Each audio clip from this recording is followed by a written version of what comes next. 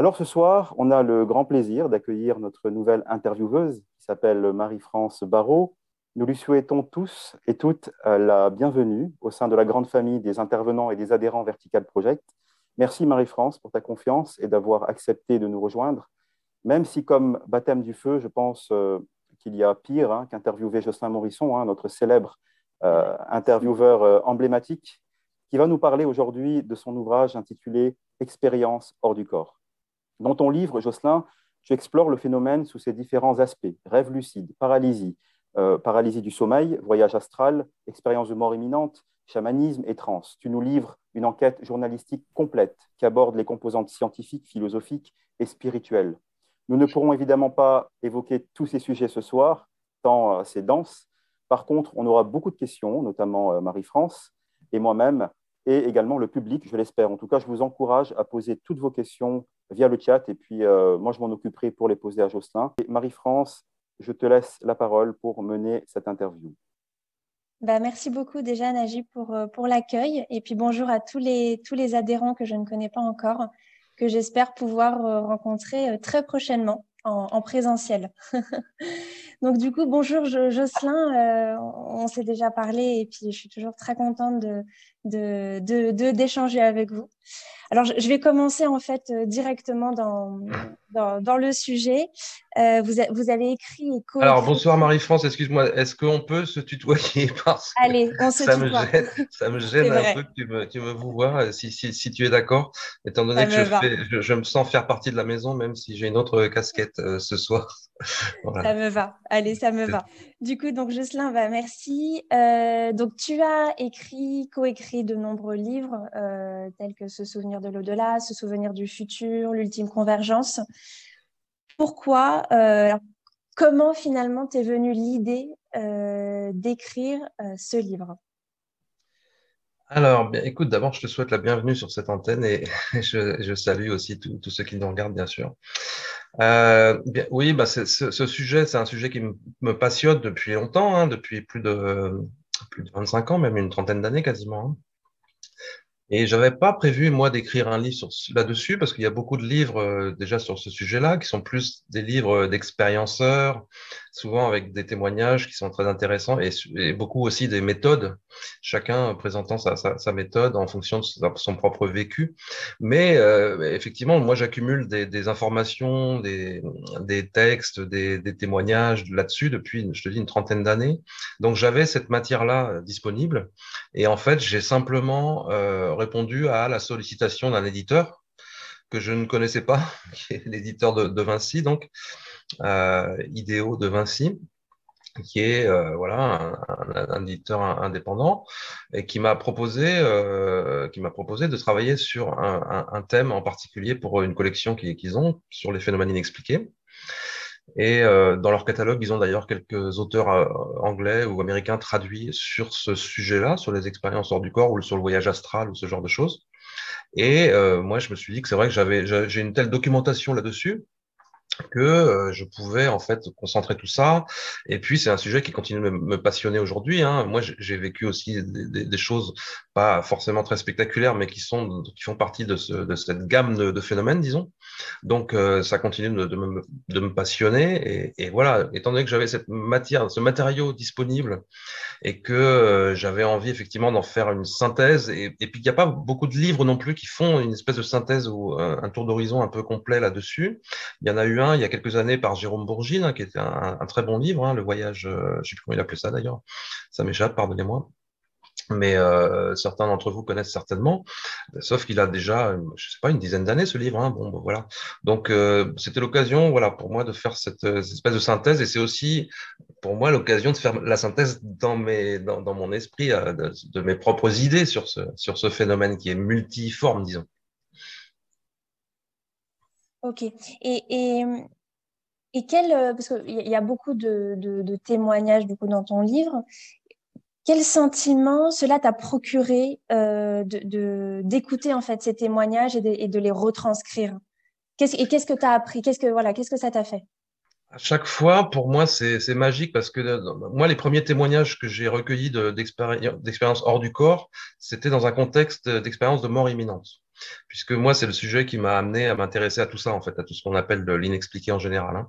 Donc, j'ai d'abord découvert le phénomène de l'expérience de mort imminente dans un livre qui s'appelait La mort transfigurée. Bon, je l'ai déjà beaucoup raconté.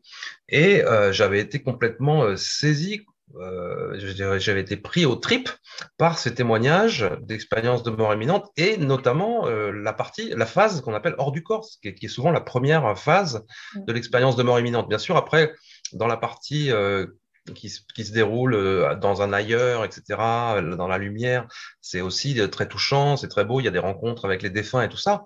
Mais la phase hors du corps, c'était complètement saisissant parce que les gens disaient, j'ai vu telle et telle chose qui ont pu être confirmées ensuite par des tiers que j'ai pu confirmer par moi-même ou par des proches, des médecins, des soignants, des amis, de la famille, etc. Donc, c'était complètement saisissant. Donc, à chaque fois que je lis des témoignages d'expériences comme ça, je vibre, quoi. Ça me parle énormément parce qu'en même temps, bien sûr, c'est la promesse de quelque chose d'un peu magique, hein. On peut vouloir y plonger tête baissée sans aucun discernement. C'est un peu le risque, hein, c'est le danger, c'est sûr. Mais il y a On y quelque chose. reviendra un peu après, oui, C'est justement. ça, mais il y a une promesse quand même de quelque chose qui est de l'ordre de, bon, bah, notre conscience n'est pas complètement liée au corps, elle peut s'affranchir des limites du corps, et potentiellement, ça peut vouloir dire aussi qu'il y a une part de nous-mêmes qui peut survivre à la mort du corps. Donc forcément, il y a une sorte de promesse de survivance qui est là, qui joue, hein, soit au niveau conscient, soit au niveau inconscient, mais on peut pas passer outre ça. Donc moi, à chaque fois que je lis des témoignages, je suis touché. Alors même si c'est des témoignages simplement de sortir du corps ordinaire, on va dire banal, où quelqu'un est là devant la télé en train de se relaxer, de se détendre, et d'un seul coup, il a l'impression de se voir sur son canapé. J'ai eu très très tôt des témoignages comme ça d'amis quand j'étais encore étudiant, quoi, hein. Quand des gens m'ont dit ça, oui, moi j'ai vécu ça dans l'enfance, ou des gens qui m'ont raconté des voyages astro très vite, hein. Dès que je me suis intéressé à ça, j'en ai parlé autour de moi, et très vite des gens m'ont dit j'ai vécu ça dans l'enfance, et puis moi aussi j'avais vécu des choses comme ça dans l'enfance, mais plus de l'ordre du rêve lucide. Et ensuite j'ai fait ce qu'on appelle des faux réveils. Donc c'est une variante dont on peut peut-être parler après, mais à chaque fois, je pense qu'il faut de toute façon toujours revenir au témoignage, parce que le témoignage c'est le matériau de base. C'est le matériau de base du chercheur, et moi, je ne me considère pas comme un chercheur, mais comme un enquêteur, on va dire, un journaliste avant tout, hein.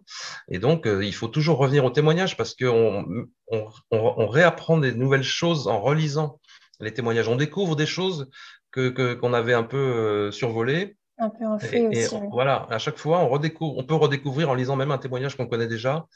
Et surtout, bien sûr, dans les témoignages les plus riches, les plus intenses, hein, dans les expériences de mort imminente en particulier, on peut découvrir à chaque lecture des nouvelles choses. Et du coup, donc justement, tu as parlé d'expériences que toi, tu aurais toi-même en fait vécues quand tu étais enfant et que tu aurais, voilà, que tu as vécu et que tu aurais, que tu as enfoui en fait parce que ton entourage n'était pas forcément intéressé par ces sujets de conscience, de spiritualité. Et est-ce que tu penses que ça a eu un impact sur ta vie après et notamment sur ta carrière de journaliste scientifique? Pour moi, c'est comme si tout ça s'était réveillé en fait quand j'ai découvert ce phénomène de l'expérience de mort imminente. Parce que effectivement, dans l'enfance, je faisais beaucoup de rêves lucides. J'ai appris à nager dans un rêve. J'ai dit à ma mère le lendemain matin, ça y est, je sais nager. On est allé à la rivière et je nageais. Voilà, comme dans mon rêve, c'était clair. Et ça, c'est des expériences banales, hein. Il y a plus de la moitié, selon les enquêtes, plus de la moitié de la population qui a vécu des rêves lucides. Donc, je sais que j'en faisais beaucoup. Je volais au-dessus de la cour de mon école, par exemple, et peut-être des gens aujourd'hui diraient que c'était une sortie de corps. Donc voilà, on va voir, enfin, j'essaye de travailler là-dessus dans le livre, sur les passerelles qu'il y a. Il y a différentes interprétations, en fait, hein, du même phénomène. Certains disent c'est une sortie de corps, d'autres disent c'est un rêve lucide. Bon, mais en tout cas, tout ça, je l'avais enfoui effectivement parce que dans ma famille, il n'y avait pas spécialement d'intérêt pour ni le paranormal, ni la mystique, ni la spiritualité. Bon, voilà, j'allais au catéchisme, comme beaucoup de gens de ma génération parce que c'était la tradition, mais il n'y avait pas d'intérêt ni vraiment pour la religion, ni pour la spiritualité. C'était plus des questions de culture un peu ordinaires. Et moi, j'avais rejeté tout ce qui était justement catéchisme, éducation religieuse, parce que je trouvais que c'était abétissant. Enfin, en tout cas, ça me parlait pas du tout, quoi. J'avais fait un rejet de tout ça pour devenir quelqu'un qui s'intéressait beaucoup à la science et qui, du coup, a fait des études de science. Et donc, j'étais complètement, quand j'étais étudiant, complètement rationaliste, comme on dit, très cartésien. Je croyais à la valeur de la science et j'avais rejeté la religion et la spiritualité comme quelque chose qui relève du domaine de l'illusoire et de la croyance. Donc, quand j'ai découvert ça, je venais en fait j'étais en train de finir mes études. Quand j'ai découvert ce phénomène-là, j'ai été complètement bouleversé par les accents de vérité qu'il y avait dans ces témoignages-là. Je me disais, on peut pas inventer des témoignages pareils parce qu'on passe pour un fou furieux. Et il y a vraiment ce risque-là, hein. Beaucoup de gens, justement, n'ont pas témoigné pendant longtemps parce qu'ils avaient peur de passer pour des fous. Donc, le fait qu'ils prennent ce risque-là et qu'ils donnent autant de détails, etc., pour moi, c'était un critère très, très fort de la véracité des témoignages.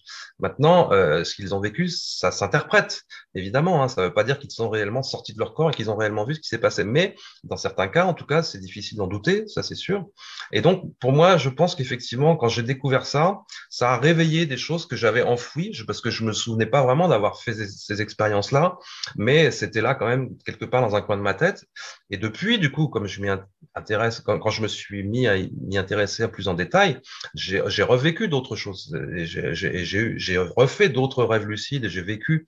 Et du coup, je me suis remémoré que je vivais ces expériences aussi d'état un peu élargi de conscience quand j'étais enfant, au moment de l'endormissement, où j'avais le sentiment de me retrouver dans un espace infini, et puis d'être à la fois infiniment proche et infiniment loin des choses. Voilà, c'est des choses que les enfants vivent, à mon avis, un peu classiquement, et pour lesquelles ils n'ont pas du tout de repères, quoi. Il n'y a pas de grille de lecture. Et moi, en tout cas, c'est vrai que j'avais personne à qui en parler autour de moi, et voilà. Donc c'est des choses que j'avais reléguées dans un coin de mon esprit, qui se sont, à mon avis, réveillées quand j'ai lu ces témoignages. Ça a fait écho en moi, et j'ai senti qu'il y avait quelque chose à creuser derrière ça. Voilà, pour moi, c'était forcément, il y avait forcément quelque chose d'intéressant à découvrir derrière tout ça, quoi. Et ce que tu as vécu, du coup, tu penses que ça s'était arrêté justement pendant tes études de sciences, etc. Ou est-ce que Ouais. Ouais, ça s'était arrêté. Ouais, Oui, clairement, ouais, je pense que ouais. c'était comme je l'avais occulté, j'étais Mm, plus sensible à ça, et puis très vite, avec mm, l'éducation, on s'oriente vers une mm. certaine vision du On te monde. conditionne aussi, voilà, ouais. On est Mm, conditionné, voilà. Donc moi, ouais, je pense que j'en ai vécu dans l'enfance, mais après j'en ai très peu vécu dans ma période adolescente.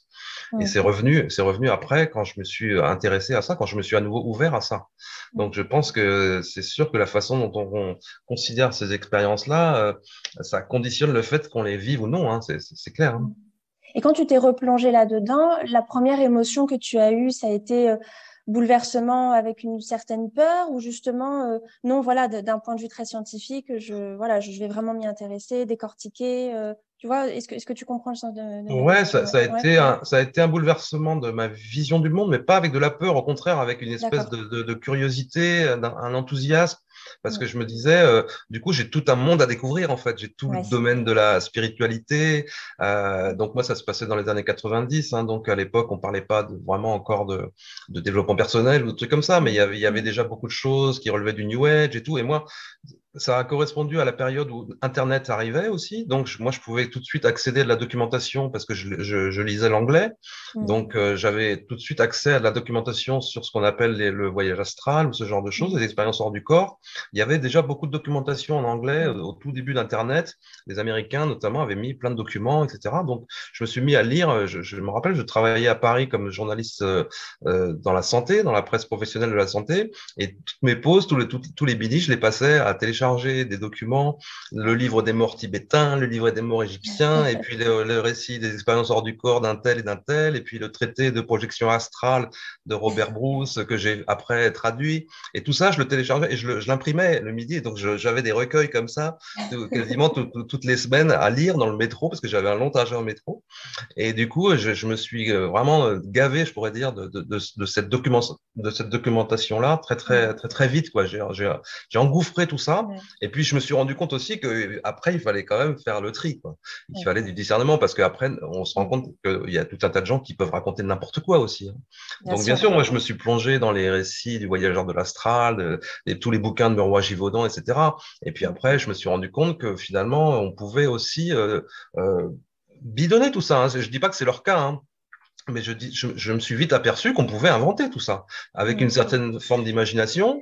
Et quand on a des gens qui disent qu'ils sortent de leur corps à volonté et qui refusent de se prêter à la moindre expérience ou au moindre test scientifique ou à la moindre, disons, démarche de validation, on peut avoir un doute aussi. Après, moi, je respecte tous les témoignages, mais je me suis rendu compte en tout cas qu'on pouvait aussi se laisser piéger là-dedans par ces discours-là et devenir une espèce voilà, de croyant très rapidement. Donc voilà, on passe d'un excès à l'autre. Donc oui, je me suis nourri de beaucoup de documentation très vite. Et puis après, j'ai pris du recul en me disant, mais quand même, il faut faire attention, on peut pas dire n'importe quoi. Que dit la science? Que disent les neurosciences? Et voilà, donc du coup, dans ma démarche ensuite de journaliste, j'ai essayé de de garder cet équilibre-là, quoi, de voir ce que pouvaient en dire les scientifiques, les médecins, tout en, bien sûr, toujours en étant à l'écoute des expérienceurs, quoi, les premiers témoins. D'accord. Et justement, en parlant de science, pourquoi l'expérience hors du corps, elle n'est pas reconnue en fait aujourd'hui comme une réalité scientifique faisant consensus? Parce qu'on n'a pas réussi à le démontrer avec les outils de la science aujourd'hui, en dépit de quelques tentatives, de quelques protocoles qui ont donné des résultats plus ou moins valides, mais qui ne font pas consensus auprès de la communauté scientifique pour des raisons complexes, multiples, hein, que j'essaye de donner dans le livre. Les premières expériences sur la sortie de corps, proprement dite, ça a été fait dans les années 60 par Charles Tart aux États-Unis. Enfin, c'est peut-être pas les toutes premières, mais en tout cas, ça fait partie des premières avec un vrai protocole, disons. Et il a obtenu des perceptions d'une cible par son sujet qui s'appelait Mademoiselle Z à l'époque. Et c'est des papiers, c'est des recherches qui ont été publiées dans des revues, voilà, scientifiques ou parascientifiques, on va dire, à comité de lecture en tout cas. Et donc, pourquoi est-ce que ça n'a pas pris? Parce qu'il y avait des doutes sur le protocole, parce qu'il y avait toujours des gens qui allaient dire le protocole n'est pas assez rigoureux. Finalement, la personne dit qu'elle a vu une cible avec des chiffres inscrits au-dessus de sa tête, posés sur une étagère ou je sais pas quoi, mais elle a pu voir ça dans le reflet finalement du lustre de la lampe qui était au-dessus de sa tête, etc. On va toujours avoir des possibilités d'expliquer les choses de manière alternative.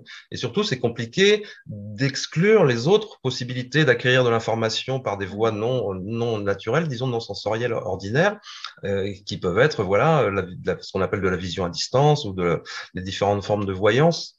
Ou même de la vision dans le futur. Alors, il y a des gens qui vont aller chercher les explications les plus tordues en disant que la personne, elle a vu une cible parce que finalement, elle a eu l'information dans le futur que la cible était celle-ci.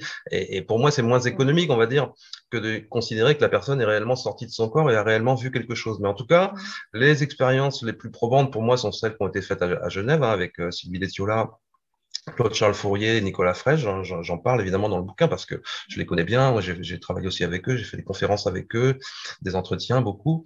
Donc, pour moi, c'est des travaux qui sont probants et malheureusement qui ne sont pas reconnus comme étant valides parce que là, ils n'ont pas été publiés dans une vraie revue à comité de lecture.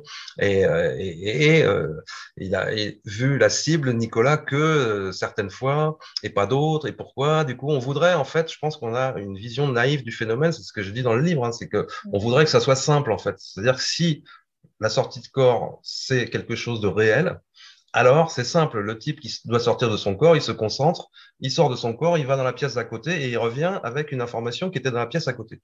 Et il nous dit ce que c'est. Donc, ça devrait être simple. Or, c'est beaucoup plus subtil que ça, on peut dire, parce que, voilà, t'as peut-être des questions en détail là-dessus, mais la personne qui sort de son corps, elle ne maîtrise pas parfaitement le phénomène. Même quand elle le vit depuis l'enfance, comme c'est le cas de Nicolas, elle ne maîtrise pas complètement le phénomène et notamment, elle ne maîtrise pas le fait d'aller faire quelque chose qu'on lui demande de faire, voilà, de manière très, très précise. On lui dit, tu vas faire ci, mais finalement, la personne hors de son corps, elle va être attirée par d'autres choses. Elle va perdre complètement de vue, on peut le dire, l'objectif de l'expérience. Et donc, dans de rares cas, elle parvient à percevoir la cible, mais le plus souvent, non. Donc, c'est un phénomène qui est beaucoup plus difficile à maîtriser qu'on peut le croire. Et en plus, il faut exclure, comme je le disais dans tous les protocoles, il faut exclure toutes les autres possibilités d'acquérir cette information-là pour être sûr que cette information a été acquise uniquement parce que la personne est sortie de son corps d'une manière ou d'une autre. Donc oui, je vois qu'il y a des questions parce que on a une question de notre ami Renaud Évrard qui dit qu'il y avait aussi des problèmes de méthodologie dans l'expérience de Nicolas Fraisse. Qu'en fais-tu? Oui, je reconnais que au plan méthodologique, l'expérience, on a eu un débat là-dessus, on peut dire avec Renaud. Hein. Je reconnais que l'expérience, d'un point de vue méthodologique, elle n'était pas parfaite. Maintenant, il y avait des précautions quand même énormes qui avaient été prises avec la présence d'un huissier ou ce genre de choses. Et pour moi, certaines des critiques qui ont été faites à cette expérience-là sont pas valides sur le fait que, effectivement, les enveloppes étaient pas complètement opaques ou ce genre de choses. Ça, c'est des critiques que je retiens pas. Pour moi, là, c'est des critiques qui sont extrêmes. Après, c'est un débat très, très technique, hein. Je pense que Sylvie Ditiola, que Charles Fourier se sont entourés de précautions quand même sérieuses, solides, mais qui n'ont pas peut-être pris assez attention à ce qu'est vraiment un protocole scientifique en parapsychologie qui soit complètement irréfutable, parce qu'il y a toujours effectivement des critiques à un protocole de parapsychologie, c'est en fait très très complexe à mettre en place. Donc ils ont peut-être péché par naïveté, mais moi je pense qu'ils étaient complètement de bonne foi, et je sais que leur sujet aussi est complètement de bonne foi, Nicolas, et qu'il a de vraies capacités, puisqu'il a produit d'autres phénomènes. Donc, alors là, je confonds parce que je parlais des enveloppes. Effectivement, je fais référence à une expérience de voyance qui a été faite. Mais il y avait des problèmes aussi de méthodo, oui, dans l'expérience, sur les sorties de corps, hein. Mais en tout cas, oui, voilà, je pense que le critère important, c'est ils avaient une démarche où ils ne cherchaient pas à truquer les choses. Ils ne cherchaient pas à démontrer quelque chose enfin, qui n'est pas réel dans leur esprit. Et ils ont aussi eu des problèmes parce que ils avaient prévu de publier un papier dans lequel il y aurait eu des données aussi d'observation neurologique avec des mesures d'électroencéphalogramme et des choses comme ça. Et ils avaient entamé une collaboration avec un hôpital de Genève où il y avait eu des données très intéressantes sur les tracés d'activité cérébrale au moment des expériences hors du corps. Et ces données, comme par hasard, ont été perdues. Elles ont été égarées. Du coup, la collaboration s'est interrompue de manière un peu brutale comme ça. Et bon, on peut se demander s'il n'y avait pas derrière aussi un peu de la manipulation de la part de gens pour qui ça représente quand même une transformation complète de leur vision du monde, hein, que d'accepter qu'effectivement, il y a quelque chose dans l'être humain qui soit capable de s'extraire du corps d'exister à distance, quoi, et d'avoir des perceptions à distance. C'est un changement, ça fait aussi partie de la réponse à Marie-France.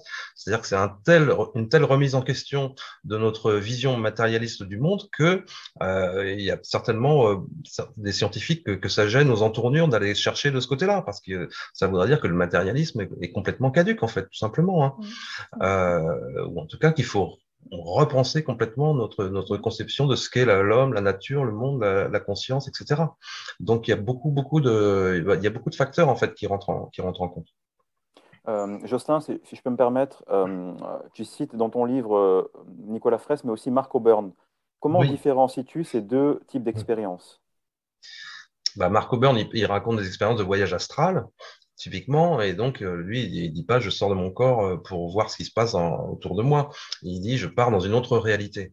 Donc le voyage astral, c'est une expérience qui se déroule dans une autre réalité, ou alors on peut dire un autre niveau de réalité, ou dans une autre dimension. Lui, le vocabulaire qu'il utilise, hein, c'est de parler de réalité multidimensionnelle. L'expérience hors du corps se déroule dans la réalité matérielle, physique ordinaire. Et on est capable de voir des choses qu'on serait capable de voir à l'œil nu si on se déplaçait dans le même endroit. Donc c'est complètement différent. Mais l'un peut être une étape de l'autre. On peut passer de l'un à l'autre. Mark O'Byrne, lui, raconte des expériences dans lesquelles il va dans d'autres réalités et il rencontre des gens qui sont aussi bien des rêveurs, des gens qui sont en train de rêver, que des défunts, que des extraterrestres. Je veux dire, donc on est dans quelque chose qui est complètement d'un autre ordre, hein. Mais il se trouve que Nicolas Fraisse aussi vit des expériences comme ça, hein, parce que souvent, le phénomène, il n'est pas du tout monodimensionnel. Il y a souvent des expérienceurs qui vivent différents types d'expériences, et aussi bien une sortie de corps, on va dire, ordinaire dans leur chambre, où ils sont capables de voir ce qu'il y a posé sur l'armoire, que d'être capable de partir dans d'autres mondes où ils vont rencontrer des entités. Ils vont rencontrer des êtres qui disent vivre dans d'autres dimensions, sur d'autres planètes, mais qui existent dans d'autres dimensions, etc. Donc, c'est infini derrière ça, hein. Donc, les expériences de Mark O'Byrne, le problème, c'est ça donne pas lieu à vérification. Clairement, hein, là, pour le coup, c'est un objet qui échappe à la science, on peut dire. C'est rarissime que dans ce genre d'expérience, on puisse imaginer quelque chose qui soit vérifiable. Alors, il y a des exceptions que je peux citer très rapidement dans les expériences hors du corps, dans les expériences de mort imminente, pardon, où les gens rencontrent, par exemple, un frère décédé, une sœur décédée avant leur naissance, dont ils ignoraient l'existence. Il y a des cas comme ça, parce que là, ça se passe pas quand ils sont hors de leur corps, ça se passe quand ils sont dans l'autre réalité. Ils rencontrent l'esprit de quelqu'un qui était proche d'eux et dont ils ignoraient l'existence, et ils rapportent cette information et on leur dit oui, effectivement, tu as eu un frère, une sœur qui est mort avant ta naissance, voilà. Donc ça, c'est une façon de rapporter de l'information vérifiable. D'autres gens qui disent j'ai rencontré mon père biologique, alors que j'ignorais que j'avais un père biologique, je ne savais pas que j'avais été adopté, voilà, ou des choses comme ça, ou un frère jumeau, pareil, une sœur jumelle, décédée pendant la grossesse, et qui du coup, dont la personne ignorait l'existence et qui rencontre cette personne-là pendant une expérience hors du corps, expérience de mort imminente. Donc ça, c'est les rares cas où on peut dire qu'il y a des informations qui peuvent être validées a posteriori, qui peuvent être vérifiées. Mais sinon, les seules validations possibles, elles se font quand la personne sort dans l'environnement physique, on va dire. Alors, j'en profite, je pose une dernière question du vas-y, public, Najib. comme ça nous Ouais. permet de dérouler et de passer Très à bien. autre chose. Donc on a Céline qui nous demande comment se manifeste précisément une sortie de corps sur le plan corporel, émotionnel, quels sont les premiers signes. Voilà. Et puis après, on passera à autre chose. Comment ça se manifeste? Oui, quelle est la sensation Bah, ça reconnue? dépend comment l'expérience est induite, en fait. Si elle est induite à partir d'une méthode, où ça va être à base de méditation, de relaxation profonde, avec des choses qui peuvent relever de la visualisation, de se laisser aller dans des vibrations, etc. Donc moi, j'ai fait ça pendant longtemps parce que je voulais, je voulais arriver à contrôler le truc, hein. J'avais traduit une méthode qui consistait à imaginer qu'on grimpe une corde. La méthode de Robert Bruce, elle consiste à imaginer que donc on est parfaitement détendu. La difficulté, c'est de rester complètement détendu. Et il faut imaginer qu'on grimpe une corde qui est suspendue au-dessus de soi. Et en faisant ça, moi, je vivais très vite, en fait, des sensations très étranges de vibration totale où je sentais effectivement que j'avais l'impression que mon corps bougeait alors que j'étais parfaitement immobile. Donc, on pourra dire que c'est mon corps subtil, mon corps astral, mon corps éthérique ou je ne sais quoi qui bougeait. Et j'ai jamais réussi à aller jusqu'au bout parce que justement, j'étais déstabilisé par ça. J'avais des vibrations, j'avais des bourdonnements très, très violents dans les oreilles. Je pouvais entendre des sons aussi, des sons très cristallins, très, comme ça, très, très éthérés. Donc, je pense que j'ai vécu les premières étapes de ce qui conduit à une vraie sortie de corps, parce que c'est ce qui est décrit par tous les témoins. Donc, si on part d'une méthode comme ça, il y a plusieurs méthodes, j'en parle dans le bouquin, des méthodes qui consistent à s'imaginer en train de basculer, en train de se balancer comme ça, mais tout en restant immobile. Donc, en fait, ce qui va bouger, ça va être supposément un corps subtil, hein. Et là, on va vivre une espèce de rupture à un moment donné. Moi, j'étais bloqué, hein, je raconte là les choses vraiment, j'ai jamais dit ça, hein. J'étais bloqué parce que j'étouffais en fait à un moment donné. Et j'ai su après que c'était un blocage assez classique. C'est-à-dire qu'au moment où je sentais que j'allais sortir de mon corps, où je me sentais complètement paralysé pour le coup, parce qu'il y a cette phase-là où du coup on a la sensation d'être complètement paralysé. Et puis j'avais l'impression du coup qu'il y avait tout un espace qui s'ouvrait devant moi, ça faisait une espèce de pshh comme ça, et à ce moment-là, je me mettais à étouffer. Je me disais, je sors, et en fait, j'étouffais, et j'arrivais pas à sortir. Donc, au bout d'un moment, j'ai cessé les expériences, parce que ça me frustrait beaucoup. Et puis après, je me suis penché sur la dimension spirituelle des choses, et je me suis rendu compte que il fallait pas forcément chercher à sortir de son corps, mais qu'il fallait peut-être plutôt essayer d'y entrer. Enfin bon. Mais c'est là où c'est compliqué parfois de faire la différence. Je pense que ça nous est tous arrivé, hein, la plupart des gens connectés, où tu ne sais pas si tu sors de ton corps ou si tu rêves. C'est très très difficile. Et d'ailleurs, c'est le prochain sujet que Marie-France va Oui. voir avec toi. Complètement, ouais, bien sûr. En effet, j'aimerais rentrer un petit peu dans justement tout ce qui est rêve et paralysie du sommeil, du coup. Donc, je vais essayer d'expliquer brièvement la différence entre le rêve et le rêve lucide et la paralysie du sommeil. De ce que j'ai compris, le rêve lucide, c'est un rêve où finalement le sujet est conscient de rêver, mais ne peut pas bouger. Alors que la paralysie du sommeil, le sujet se réveille avec l'incapacité de bouger.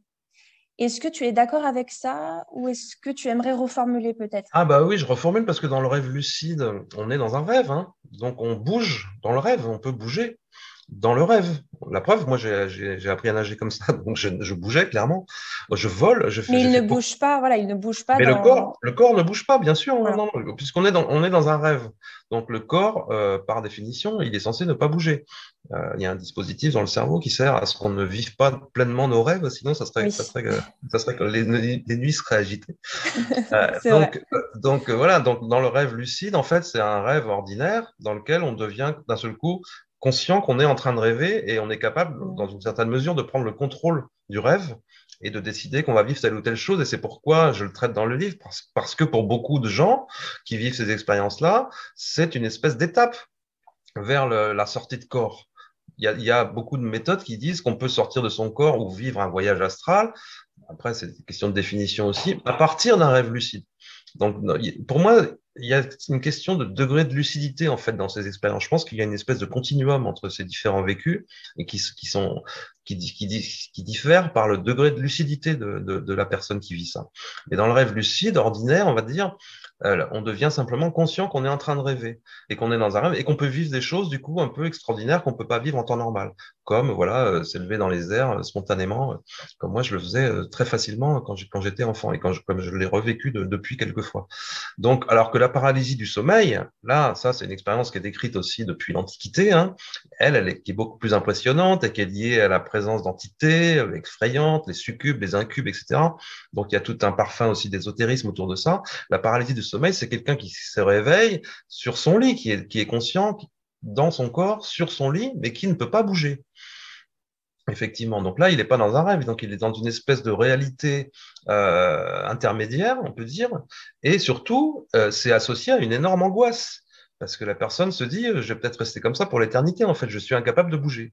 Je suis conscient d'être dans mon corps, sur mon lit, mais je ne peux pas bouger. Et j'ai la sensation d'une présence.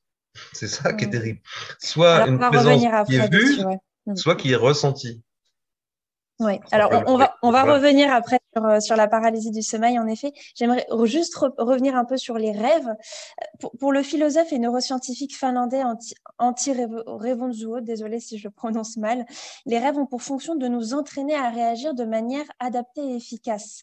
Cette théorie procède de l'hypothèse évolutionniste selon laquelle tout mécanisme biologique remplit une fonction pour l'organisme, sans quoi il aurait été éliminé au cours de l'évolution. Ça, c'est assez scientifique. Mais si l'être humain n'avait pas besoin du rêve pour assurer sa survie, il ne rêverait plus. N'est-il donc pas contraire à la biologie humaine de vouloir contrôler nos rêves via les rêves éveillés et lucides? Non, je dirais pas du tout que c'est contraire parce que moi, ce qui m'intéresse dans l'expérience du rêve, c'est pas ce que vont en dire les neuroscientifiques le plus souvent, quoique je m'y intéresse aussi parce que ça fait partie du spectre, mais c'est ce qu'en disent par exemple les traditions, les peuples premiers, les chamans des peuples premiers, dans toutes les traditions primordiales, il y a une espèce de science du rêve. Pour eux, le rêve est une autre facette de la réalité, tout simplement. C'est une autre, on peut dire dimension, ou en tout cas, voilà, c'est aussi réel. Et d'ailleurs, ce monde-là, ordinaire, dans lequel on vit, est aussi un rêve pour beaucoup de traditions, et y compris notamment les traditions orientales, etc., l'hindouisme, le bouddhisme. On vit dans un rêve, là, maintenant. On est dans un rêve. Les gens qui vivent une expérience de mort imminente, ils disent, je me réveillais d'un rêve. C'est pas ordinaire comme parole.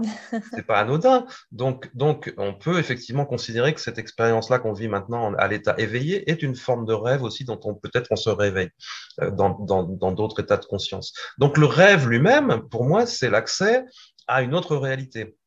Donc oui, il y a peut-être un avantage évolutif ou je ne sais quoi, mais c'est une façon simplement de réduire l'expérience à quelque chose de très étroit, alors que c'est immensément riche déjà le rêve ordinaire. Et Freud l'a montré, et plus encore Jung l'a bien montré. On est capable d'accéder à toute une dimension transpersonnelle, on est capable d'accéder à ce qu'on appelle l'inconscient collectif, les archétypes, etc. On vit des choses extrêmement riches. Le rêve est une source d'enseignement, c'est une source de sagesse, etc. Donc, le réduire à quelque chose qui serait une espèce de forme d'entraînement ou de répétition de choses qu'on a vécues à l'état de veille, ça n'a aucun intérêt. Pour moi, c'est hyper réductionniste, quoi. Alors qu'on sait en plus qu'il y a des aspects en plus prémonitoires, les rêves prémonitoires, c'est une réalité. Comment comprendre qu'un rêve prémonitoire puisse se produire si on comprend pas, si on n'accepte pas que le temps, quelque part, il est aussi déployé d'une certaine manière, que c'est une forme d'illusion, etc. Sinon, on pourrait pas faire des rêves prémonitoires. On pourrait pas avoir accès à de l'information qui est dans le futur si le rêve ne se déroulait pas dans une espèce d'au-delà du temps, finalement. Donc, le rêve ordinaire, déjà, est quelque chose d'assez magique. Et moi, ça m'a amené, justement, en m'intéressant à ces phénomènes-là, ça m'a amené à reconsidérer des expériences qu'on dit ordinaires comme le rêve. Et je vois le rêve d'une manière complètement différente aujourd'hui, bien sûr. Alors, si on parle un peu plus de la paralysie du sommeil, c'est vrai qu'en lisant des témoignages, ça peut faire un peu froid dans le dos. Je vais lire justement un petit passage. Je me permets de lire un petit passage du livre. C'est le témoignage de Mike Pike. Alors, je te cite, hein, Jocelyn. Donc, je cite, et donc c'est Mike qui témoigne. Dans mes premières expériences, je restais simplement paralysée. Je ne pouvais rien faire dans cet état. J'essayais souvent de crier, mais aucun son ne sortait de ma bouche glacée. Je me souviens d'avoir eu plusieurs fois la sensation que quelqu'un entrait dans ma chambre et venait près de moi. Une fois, une de ces présences me parlait à l'oreille, mais je ne pouvais même pas tourner la tête pour voir qui c'était. Lorsque ces expériences se sont répétées, j'ai fini par comprendre comment me mouvoir sans mon corps. Il fallait un gros effort de volonté, mais il y avait alors une sorte de sensation de décollement et je pouvais me déplacer. Je me sentais pleinement conscient, j'avais l'impression de réfléchir comme à l'état de veille et même en quelque sorte de façon plus consciente, super conscient, car mes sens et mes pensées semblaient plus aiguisés qu'en temps normal. Alors, donc, il raconte au final, de ce qu'on comprend, c'est que le moment où il a lâché prise, il a commencé à profiter, entre guillemets, de ce voyage qui lui était donné. Et il le dit même, il est davantage conscient finalement de tout ça. Finalement, on peut en conclure que la peur, l'angoisse, comme on en parlait tout à l'heure, au sens large du terme, est notre principale barrière. Qu'est-ce que tu en penses? Complètement, et ça répond aussi à des questions que je vois passer dans le chat, parce que dans l'expérience de la paralysie du sommeil, si on est capable de dépasser le stade de la peur, on va vivre une expérience probablement plus riche qui peut être de l'ordre de la sortie du corps ou du voyage astral. Et il y a beaucoup de témoins qui racontent ça. Donc ça procède, comme tu dis, d'une sorte de lâcher prise, d'accepter que ces espèces de monstres qui sont là sont une forme de matérialisation, une sorte de projection de nos propres angoisses, de nos propres peurs. Est-ce que c'est un peu de la projection ou est-ce qu'il y a réellement une espèce d'énergie qui est là, un esprit, j'en sais rien, c'est complexe, on peut imaginer un mix des deux peut-être aussi. Bon, mais ne serait-ce que si on reste dans le cadre de la projection, on accepte que, comme dans nos cauchemars, hein, dans un cauchemar, on peut aussi ensuite vivre un beau rêve, une fois qu'on accepte de faire face à ses peurs, en quelque sorte, de les affronter, pas forcément, mais en tout cas, il y a une forme de dépassement qui doit s'opérer. Donc oui, un lâcher-prise, un dépassement. Et dans les expériences de paralysie du sommeil, effectivement, il y a beaucoup de témoignages qui disent que l'expérience peut se transformer en quelque chose d'autre, en quelque chose de positif, et notamment en sortie de corps. Parce que pour des gens qui ont beaucoup étudié le truc, hein, je cite notamment Pierre-Emmanuel, avec qui j'avais échangé beaucoup, l'expérience de paralysie du sommeil, c'est une désynchronisation simplement entre ce qui va être le corps physique et le corps subtil, et il faut arriver à projeter sa conscience dans le corps subtil pour arriver à sortir, à vivre, à aller au-delà de cette situation dans laquelle on a l'impression d'être bloqué pour quelque chose qui va peut-être durer des heures ou voire l'éternité. Donc, et c'est ça qui crée l'angoisse finalement. Donc oui, moi je crois que c'est complètement plausible comme explication, que c'est une espèce d'état qui précède en fait la vraie expérience de sortie de corps ou quelque chose comme ça.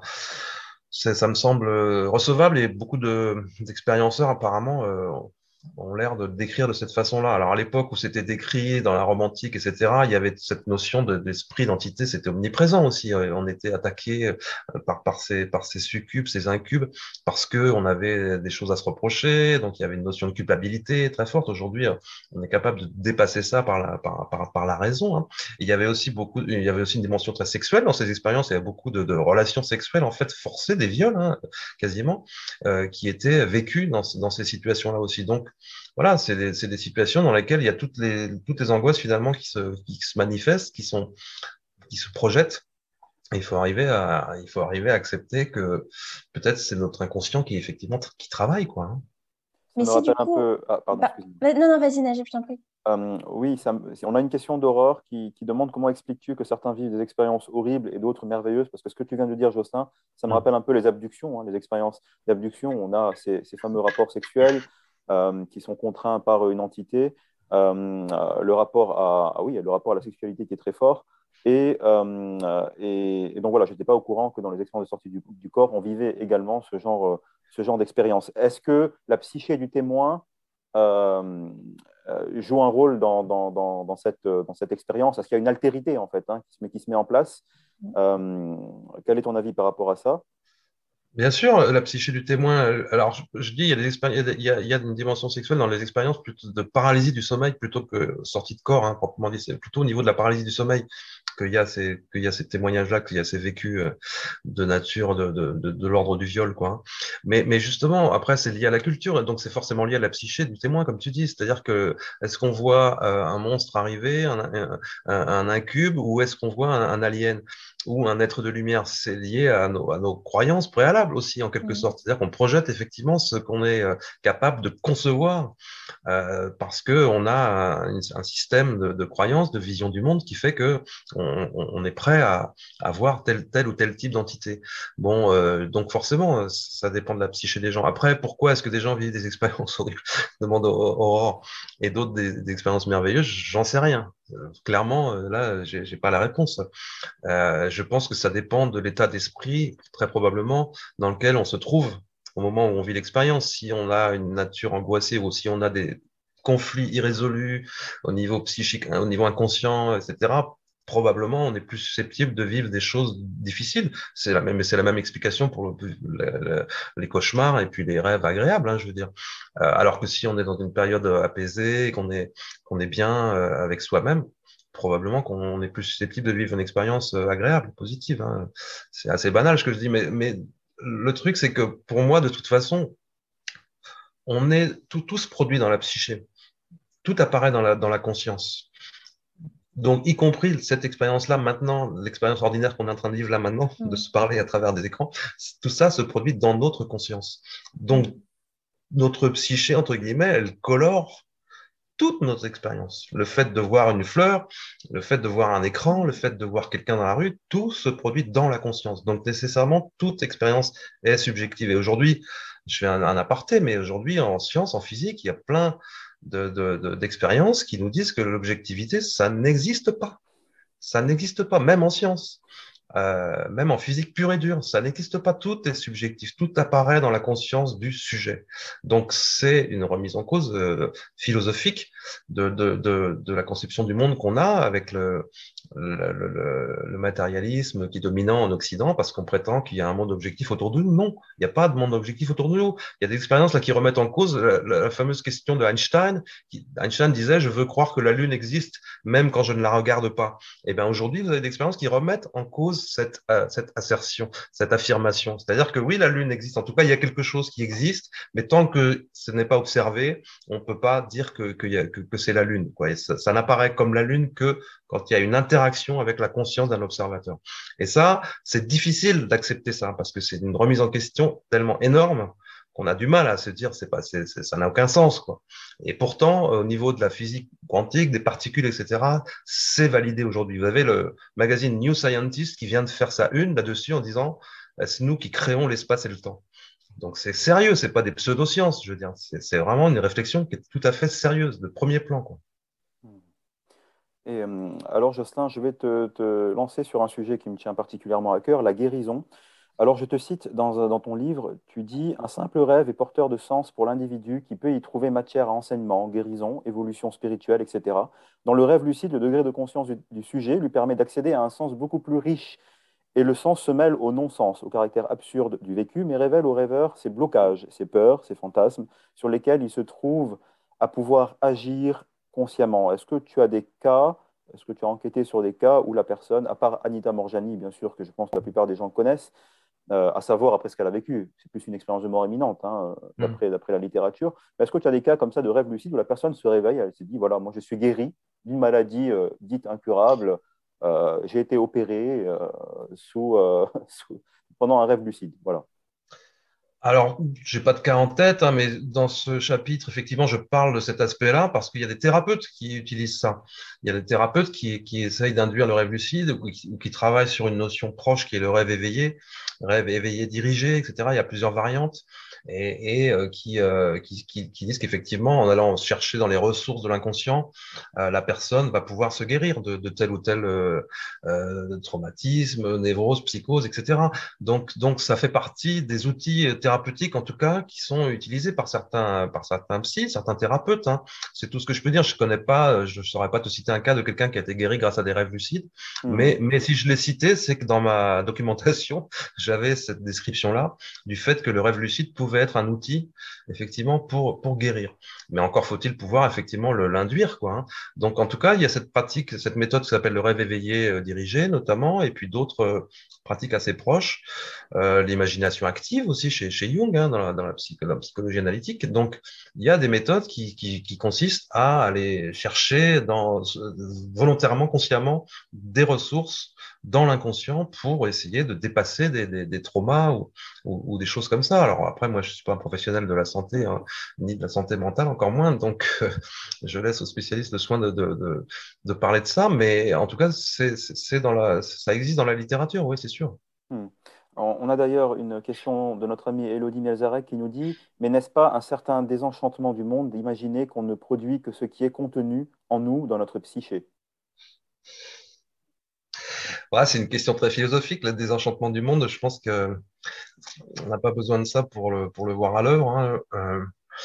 Au contraire, non, non, c'est pour moi le fait d'admettre que le monde apparaît dans ma conscience, et donc c'est le cas pour tout le monde, c'est au contraire, ça implique une responsabilité très importante parce que ça veut dire que je peux agir en quelque sorte sur le monde, puisque la façon dont je perçois le monde, euh, la façon dont je conçois le monde colore la façon dont je le perçois.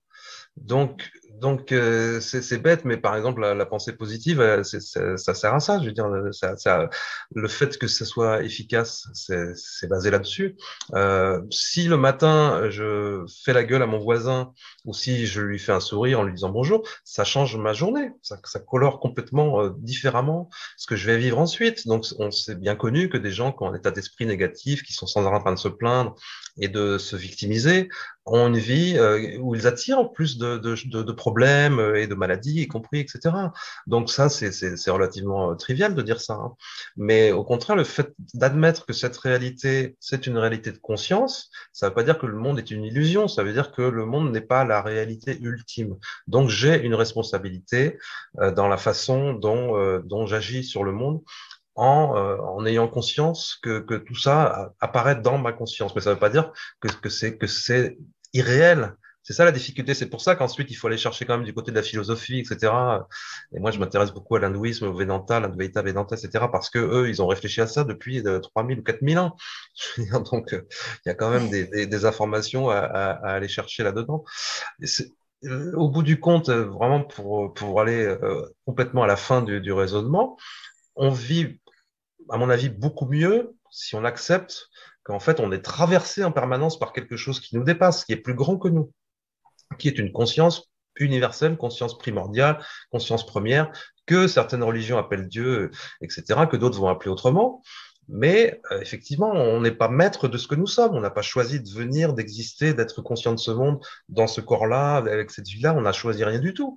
En tout cas, en apparence, hein. Peut-être que certains disent qu'on s'incarne pour faire telle ou telle chose, bon, soit, mais on n'est pas maître de ce que nous sommes. Nous sommes beaucoup plus libres en acceptant que nous sommes dépassés par tout ça, qu'il y a un profond mystère derrière tout ça. Et si on se laisse traverser par ce quelque chose qui est plus grand que nous, eh bien, on vit beaucoup plus en adéquation avec ce que nous sommes vraiment. Et pour moi, on vit une vie plus juste, plus pleine, voilà, plus riche.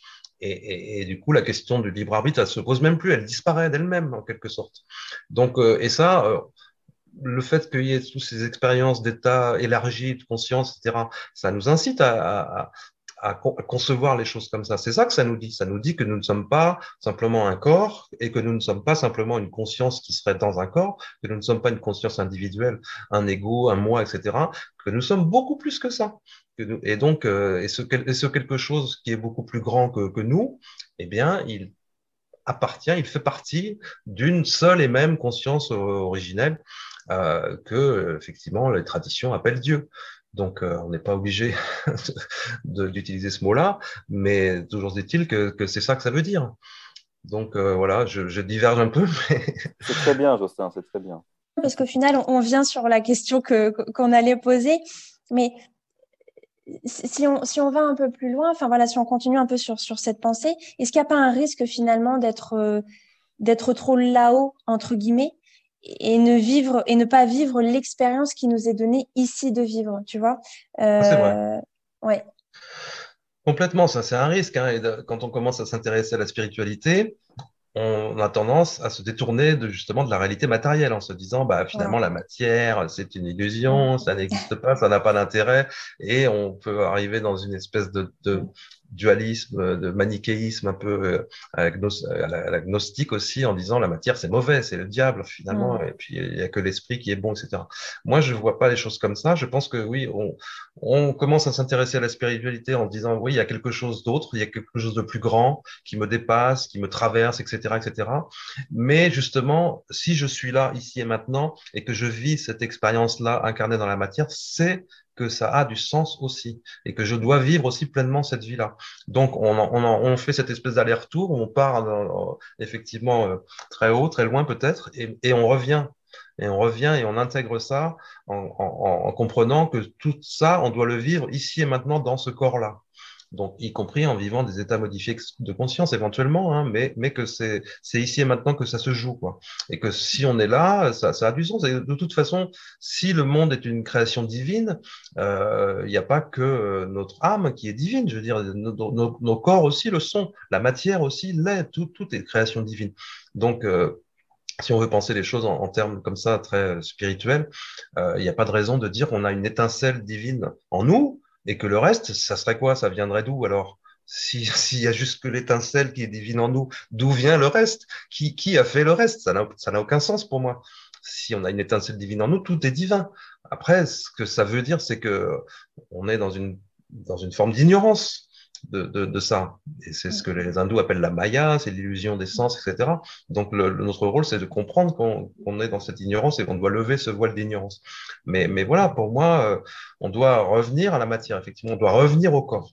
Et toutes les expériences, et notamment aussi dans le monde du chamanisme, etc., tout ça passe par le corps. Et toute la transformation se fait par le corps. C'est ça aussi beaucoup dans l'alchimie taoïste. Voilà, il y a plein de traditions qui insistent sur l'importance de repasser par le corps. D'où l'intérêt de pratiques aussi comme la méditation, qu'il n'y a pas de négation de la réalité matérielle. Au contraire, mais voilà, il faut accepter. Il faut essayer de ne pas toujours opposer les choses, mais il n'y a pas de raison de poser le matériel et le spirituel. Le matériel fait partie de la réalité, et même si la matière apparaît dans la conscience, ça fait partie de la réalité spirituelle pleinement pour moi. C'est passionnant. Enfin, moi, ça me met des étoiles dans les yeux, honnêtement. Alors, je vais en parler des expériences sous DMT. Tu écris, et je te cite, parmi les hypothèses soulevées, certains proposent qu'il se trouve dans nos esprits une porte secrète à travers laquelle nous pouvons projeter notre conscience dans d'autres dimensions et des intelligences d'autres dimensions peuvent établir un contact avec nous et nous enseigner sur certains aspects de la réalité. Alors, ça me fait penser, avant de te laisser la parole, ça me fait penser au film Contact. qui est sorti en 1997, où Jodie Foster, l'actrice principale, rencontre en fait son père lors de la chute de la machine. Alors, juste pour rappeler, la machine, c'est un moyen de transport donc, qui a été développé dans le film pour amener un être humain à rencontrer les êtres qui les ont contactés via le protocole codé, etc. Alors, voilà, c'est vrai que quand j'ai lu ça, ça m'a fait penser directement au film Contact ou également au film Interstellar qui est sorti en 2014 où il y a justement ce nous dans le futur qui développe en fait ce tesseract pandadimensionnel pour nous aider justement à évoluer. Alors, je ne sais pas ce que tu en penses du coup. Bah, c'est deux films que j'adore et qui sont importants pour moi aussi. Dans Contact, l'intérêt, sans spoiler les choses, parce que je sais pas si tout le monde l'a vu, mais dans Contact, effectivement, elle a cette expérience de rencontre avec son père, qui en fait est un extraterrestre qui prend l'apparence de son père, hein, si je me souviens bien. Donc, alors, plus spécifiquement, même sur la DMT. Les DMT, c'est le principe actif de substances comme l'ayahuasca, enfin de préparation chamanique notamment, comme l'ayahuasca, mais sur lesquelles il y a eu des expériences directes avec la DMT pure. Donc, c'est une molécule psychoactive qui produit ces expériences-là. Et il s'avère qu'il y a des caractéristiques qui reviennent systématiquement dans l'expérience, dont le fait de voir des entités qui sont des êtres étranges, à la fois insectoïdes et technoïdes. C'est à moitié des robots, c'est à moitié des... Voilà, c'est des entités étranges, mais qui sont là systématiquement, avec lesquelles il y a cette espèce d'interaction. Donc, effectivement, est-ce que c'est simplement une projection là de nos peurs, de notre inconscient ou je ne sais quoi, ou est-ce que c'est la survivance d'autres choses d'archaïque? Il y a cette hypothèse dans ce paragraphe que tu as cité, où un des chercheurs dit que peut-être ce sont des êtres très anciens qui ont survécu dans notre psyché, qui ont disparu, mais qui ont survécu dans notre psyché à travers ces expériences-là. J'en sais rien, tout est possible. En tout cas, c'est troublant, effectivement, de voir qu'il y a ce qu'on appelle ces entités DMT qui sont systématiquement présentes quasiment dans toutes ces expériences-là.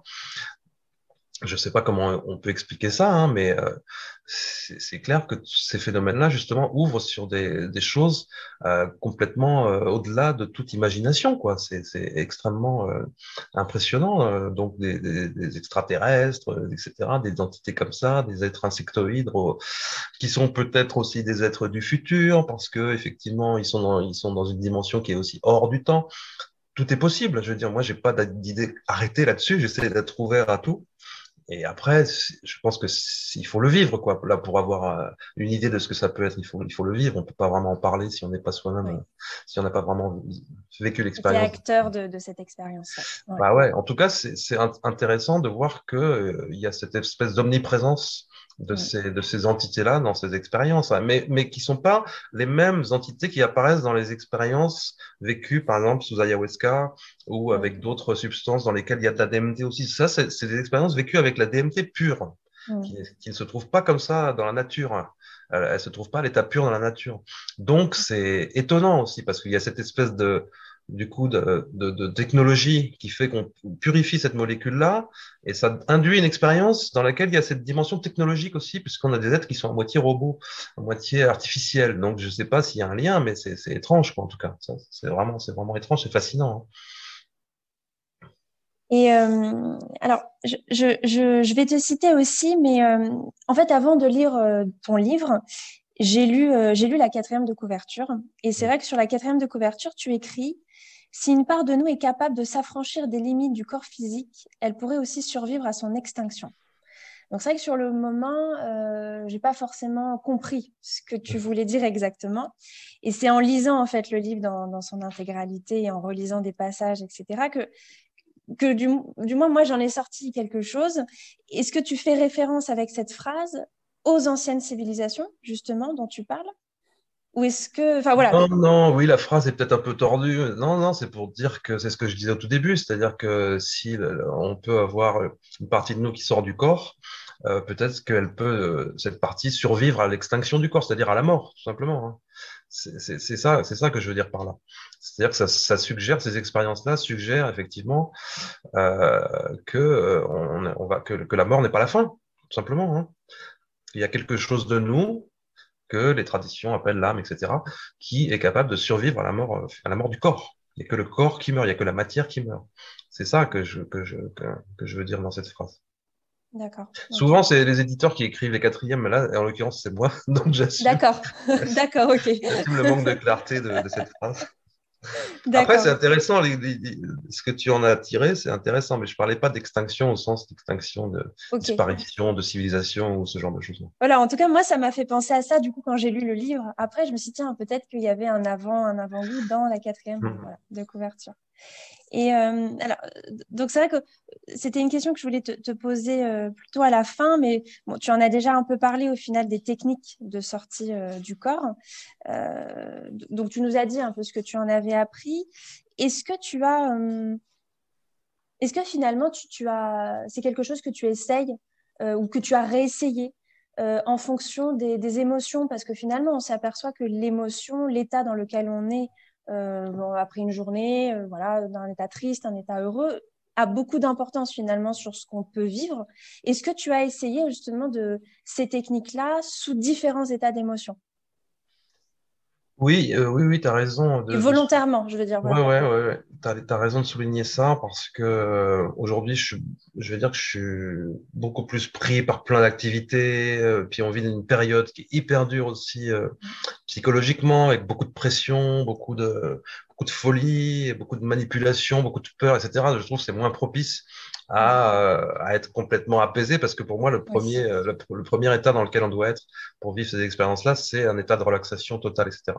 Donc ça m'arrive, oui, de faire encore quelquefois des méthodes, d'appliquer des méthodes. Je parle d'une méthode qu'ils appellent le vélo, là, Oui. qui est vachement intéressante, hein, qui est un travail sur l'attention sur le corps et qui donc fait bouger l'énergie dans le corps. Ça induit une oscillation. Moi, je ressens très facilement des choses concrètes, hein, tangibles avec ce genre de technique.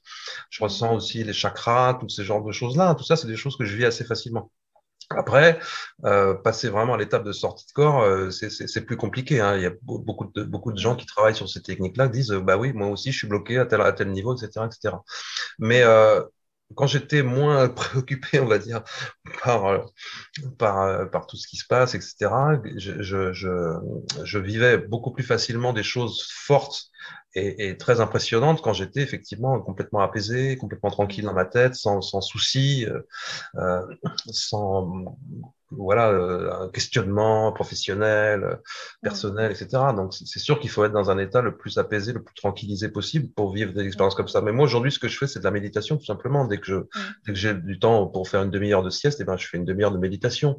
Et parfois, la méditation se transforme en sieste. Et dans ces états méditatifs, on peut vivre des choses comme ça aussi, des états d'expansion de conscience. On a l'impression d'un seul coup de faire comme on dit, avec tout, de fusionner avec ce qu'il y a autour de nous, de plus ressentir en tout cas de limites corporelles, de plus ressentir, de plus sentir sa respiration, de plus sentir, de plus avoir de sensations physiques du tout, et d'être simplement plongé dans une réalité comme ça, très épurée, très apaisée. Donc ça, c'est des choses que je fais, oui, le plus souvent possible.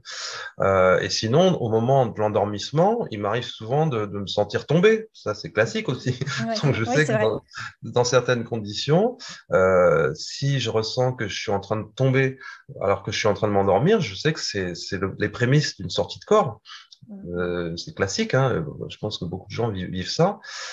Donc, je suis plus ou moins attentif selon les périodes, effectivement, à ce qui se passe au moment où je m'endors et au moment où je me réveille. Parce que voilà, on sait que ce sont des périodes charnières au cours desquelles on peut vivre ce type d'expérience-là. Donc, c'est intéressant toujours d'essayer d'être un peu attentif à ces états de conscience et à ces ressentis corporels qui se produisent dans ces périodes-là, quoi. Et quand tu as vécu un moment comme ça, est-ce que, voilà, quand tu reviens un petit peu à la réalité, si je peux dire, enfin, au courant de la vie ordinaire, quelle est la première chose finalement que tu fais? Est-ce que tu vas écrire? Parce que c'est vrai que parfois, quand on vit quelque chose comme ça, on est tellement dans l'émotion, on vibre en fait énormément. Et au final, quand les heures passent, bon, bah voilà, notre fréquence vibratoire redescend et on a tendance parfois à oublier ce qu'on a ressenti, tu vois. Qu'est-ce que tu fais, toi? Non, aujourd'hui, si je vis une expérience spirituelle, on va dire intéressante, je vais méditer dessus davantage, je vais réfléchir, je vais essayer je vais partir dans un travail là pour le coup analytique, un travail de la raison, mais je n'ai pas forcément noté, etc. Parce qu'aujourd'hui, moi, je ne suis pas en train de rechercher des preuves de quoi que ce soit. Aujourd'hui, Oui. moi, je suis convaincu de cette réalité spirituelle, qu'il y a cette dimension spirituelle de la réalité, qu'il y a quelque chose derrière les apparences. Oui. Donc, j'ai plus besoin d'être convaincu, j'ai plus besoin Oui. d'avoir des preuves, d'avoir des éléments, voilà, qui vont me permettre de me rassurer, etc. J'ai plus de doutes. Ça c'est aussi bon l'expérience de la vie hein, qui fait ça. Mais si je vis simplement, là, récemment, j'ai vécu des rêves très, très intenses. Au matin, je les note pas. Je les note pas. D'accord. Je réfléchis dessus. Je me dis, ça signifiait quoi? Pourquoi j'ai vécu ça? Ça, c'est intéressant, etc. Et puis, effectivement, dans la journée, j'ai oublié. Oui, c'est ça, voilà. Dans la journée, j'ai oublié. C'est clair, hein, parce que je suis Ouais. passé à autre chose. Mais tant pis. Ça me pose pas de problème. Je sais que j'en vivrai d'autres des expériences comme ça. Ça fait partie de l'ordinaire, on va dire. Donc, mais par contre, ouais, quand j'ai vécu des états peut-être intenses au début où je vivais ces expériences-là, j'avais tendance quand même à essayer de les noter quelque part pour m'en souvenir, ouais, parce que Oui. c'est important, ça a du sens, Ouais. évidemment. Bien sûr, bien sûr. Alors, la pire chose à faire quand on vit une expérience comme ça et qu'on se réveille, c'est de prendre son téléphone portable. C'est ce que tout le monde fait. Là, il y a tout qui disparaît. Là, c'est fini. Là. Ah bah là, oui.